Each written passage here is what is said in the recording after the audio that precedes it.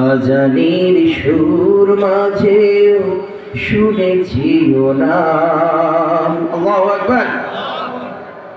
কোরআনের সুরের চাইতে আল্লাহর জমিনে আর কোন সুর মানুষের কাছে এত ভালো লেগেছে বলে আমার কাছে জানা নাই। আপনাদের আছে? পৃথিবীর প্রত্যেকটা মানুষ প্রত্যেকটা দিন প্রত্যেকটা নামাজে কোরআন ছাড়া আর কোনো কথা বলতে পারে, কিন্তু একজন ব্যক্তি এত গান প্রতিদিন শোনে, বারবার শোনার পরে সেই গান কখনো না কখনো তার তিক্ততা আসে। কথা বলেন ঠিক কিনা? কিন্তু আল্লাহর কালাম জন্মের শুরু থেকে অদ্যবধি পর্যন্ত এত মানুষ কোরআনের তেলাওয়াত করে, একটা দিনের জন্য একটা বারের জন্য কোন মানুষের কানে কখনোই বিরক্তির ভাব প্রকাশ পায় না। বলেন সুবহানাল্লাহ। এটাই আল্লাহ রাব্বুল আলামিনের মুজিজা। কার মুজিজা? এই কোরআন যদি সঠিকভাবে ব্যাখ্যা করা হতো, সঠিকভাবে বোঝানো হতো, আর প্রত্যেকটা মানুষ যদি সঠিকভাবে এই কোরআন নিয়ে চর্চা শুরু করত, তাহলে এই কোরআন দ্বারা সমাজটাই পরিচালিত যদি করতে পারতাম, তাহলে এই সমাজের মধ্যে আর কোনো রেষারেষি, কোনো হানাহানি, কোনো প্রকার একজনের সাথে অন্যজনের মনোমালিন্য থাকতো? যার প্রমাণ বিশ্বনবী জনাব মুহাম্মদ রাসূলুল্লাহ সাল্লাল্লাহু আলাইহি ওয়াসাল্লাম দিয়ে গেছেন।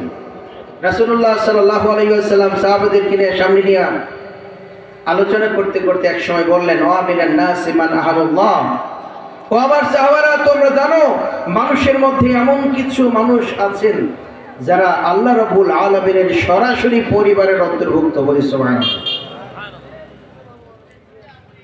আশ্চর্য হয়ে রাসূলকে জিজ্ঞাসা করলেন সাহাবায়ে কেরাম, ইয়া রাসূলুল্লাহ, মান হুম ইয়া রাসূলুল্লাহ, হে নবী, এই সৌভাগ্যবান ব্যক্তিগুলো কারা? বলেন তো, আমাদের জানার ইচ্ছা আছে কিনা? মন চাচ্ছে শুনতে? আমরা দেখাই দেব। দেখতে চান তো? রাসূলুল্লাহ সাল্লাল্লাহু আলাইহি ওয়াসাল্লাম বললেন, قال رسول الله صلى الله عليه وسلم أهل القرآن وأهل الله وأهل الله خاصة। রাসূলুল্লাহ সাল্লাল্লাহু আলাইহি ওয়াসাল্লাম বলেন, যারা দুনিয়াতে কোরআনের অন্তর্ভুক্ত হবে, কোরআনের পরিবারের অন্তর্ভুক্ত হবে, কোরআনকে দ্বারা নিজেদের পরিবারের মনে করবে, কোরআনের পরিবারের যারা নিজেদেরকে সন্নিবেশিত করবে, আমার আল্লাহ রাব্বুল আলামিন বলেন তারা আল্লাহ রাব্বুল আলামিনের খাস পরিবারের অন্তর্ভুক্ত। বলেন সুবহানাল্লাহ। কোরআনের সাথে যাদের সম্পর্ক থাকবে, আল্লাহ রাব্বুল আলামিনের ঘোষণা হলো, রাসূল সাল্লাল্লাহু আলাইহি ওয়াসাল্লাম বলেছেন, আমার আল্লাহ বলেছেন তারা সরাসরি আমার পরিবারের সদস্য।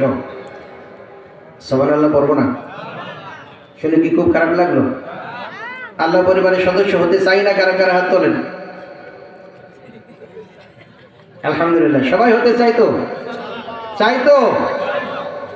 আমরা নামাজে কোরআন মানি, নামাজ কোরআন দিয়ে পড়ি, এরপরে সামনে রমজান আসবে, রমজানের রোজা রাখবো, এটা কোরআনের হুকুম, কোরআন মানি তাই রোজাও মানি। এরপরে রমজান পার হয়ে যাবার পরে দিল হজ আসবে, হজের সময় আসবে, যাদের সামর্থ্য আছে, অর্থ আছে, তারা হজ করব, এটাও আল্লাহর হুকুম, এটাও কোরআনের হুকুম, তাই আমরা হজ করি। কথা বলেন ঠিক কিনা? সমস্ত হুকুমগুলা কোরআনের মানার চেষ্টা করি, কিন্তু যে হুকুম মানার কারণে তাম পৃথিবী অশান্তি মুক্ত, অশান্তিযুক্ত একটা পৃথিবীতে শান্তির নহর প্রবাহিত হবে, সেই একটা আল্লাহর হুকুম যদি সঠিকভাবে আমরা মানতে পারতাম, তাহলে আল্লাহর জমিন আল্লাহর কোরআন দ্বারা পরিচালিত হতো। কথা বলেন ঠিক কিনা? কোরআন দিয়ে বান্দা নামাজ পড়বে, কোরআন দিয়ে রোজা করবে, কোরআন দিয়ে হজ করবে, কোরআন দিয়ে যাকাত দেবে, কিন্তু বান্দাকে যখন বলা হবে আল্লাহর দিন, আল্লাহর কোরআন জমিনে প্রতিষ্ঠা করতে হবে, এই কথা যখনই বলা হবে, বান্দা তখনই মুখ ফিরায় নিয়ে অন্যদিকে। কথা বলেন ঠিক কিনা? তবে সময় পরিবর্তন হয়েছে, আমরা বিশ্বাস করি আল্লাহ রাব্বুল আলামিন এই সময়টুকু কোরআনের জন্য, বাংলাদেশের জন্য কবুল করেছেন। আমিন। আমার সাথে আপনারা একমত কিনা? যে বিজয় আমরা পেয়েছি গত বছর এই মাহফিলে যারা কথা বলেছেন তারা বুক ফুলে কথা বলতে পারেন নাই, একটু অ্যাঙ্গেলে মারতে হয়েছে। কথা বলতে যাচ্ছে কিনা? কোরআনের কথা কোরআনের মতো করে বলেন নাই, অ্যাঙ্গেলে মারতে হয়েছে। কারণ জালেমরা তাদের উপরে কথা বলা, যদি কেউ তাদের উপরে কোনো কথাকে ছেড়ে দেয়, তারা মনে করে তারা আমাদের শত্রু, এবং এই কথা মনে করার সাথে সাথে এই আলেমকে ধরে নিয়ে জেলখানায় পড়তো। কথা বলেন ঠিক কিনা? আলেমরা কি তাদের বিরুদ্ধে তাদের কোনো খারাপ কথা বলছে? তারা যা করছে সেই কথাটাই নিজের ভাষায়, কোরআনের ভাষায় আমরা বলার চেষ্টা করেছি। যখনই কোরআনের ভাষায় চেষ্টা করেছি বলার, তখন তাদের গায়ে আঁচ লেগেছে। কোরআনের ভাষায় বলার কারণে জালেম তারা সহ্য করতে পারে নাই। কোরআনের ভাষায় বলার কারণে তারা মনে করেছে তাদেরকেই যেন আমরা গালি দিচ্ছি।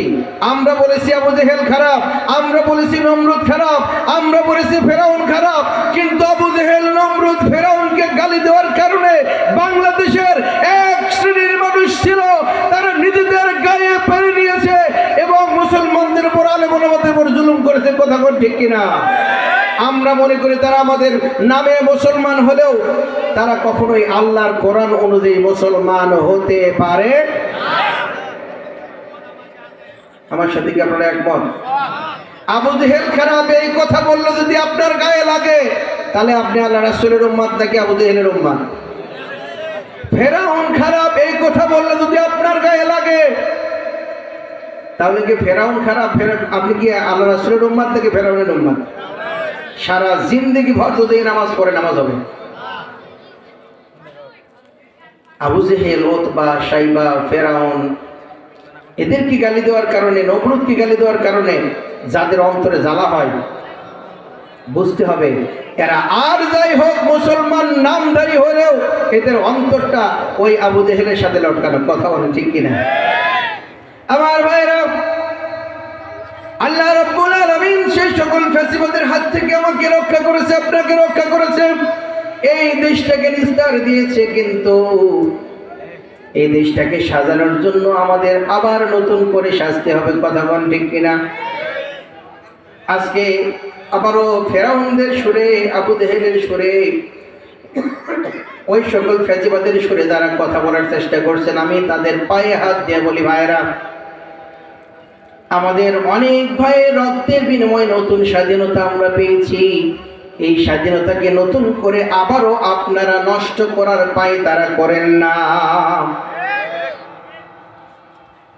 অনেক আন্দোলনে আমাদের সাথে থেকে একই সাথে হাতে হাত মিলিয়ে, কাঁধে কাঁধ মিলিয়ে এই দেশটাকে সাজানোর জন্য চেষ্টা করেছেন। আজকে কি এমন হলো আপনারা তাদের সুরে আলেম আমাদের বিরুদ্ধে কথা বলা শুরু করছেন, এবং সেই কথাগুলো আপনাদের চাপাই থেকে ভাইরাল বেশি হচ্ছে। ফেসবুক খুললেই চাপাইয়ের কোনো না কোনো খবর বিএনপির পাওয়া যায়। আমরা পায়ে হাত দিয়ে বলি, ভাই, দেশটাকে নতুন করে স্বাধীন করেছি, আবার আপনাদের সাথে আমাদের সংঘর্ষ করার জন্য নয়। আসুন আমরা হাতে হাত মিলিয়ে, কাঁধে কাঁধ মিলিয়ে নতুন করে এই দেশটাকে আল্লাহর কোরআন দিয়ে সাজাইতে চাই। আমরা তো অনেক দেখেছি কিনা? 52 বছর ধরে জাতি নির্যাতিত, নিষ্পেষিত হয়েছে, স্বাধীনতার প্রকৃত স্বাদ গ্রহণ করতে পারে নাই। কিন্তু 5ই আগস্ট নতুন করে দ্বিতীয়বারের মতো যখন স্বাধীনতা অর্জিত হলো, মানুষ শান্তিতে নিঃশ্বাস ফেলেছে, স্বস্তি ভরে বুক টান করে রাস্তায় নেমে এসেছিল সুস্থ নিঃশ্বাস ফেলার জন্য। কথা বলেন ঠিক কিনা? আমরাও গিয়েছিলাম, কেউ ঘরে বসেছিলাম না, প্রত্যেকটা নারী পুরুষ গিয়েছিল। কথা বলেন ঠিক কিনা? এই সময়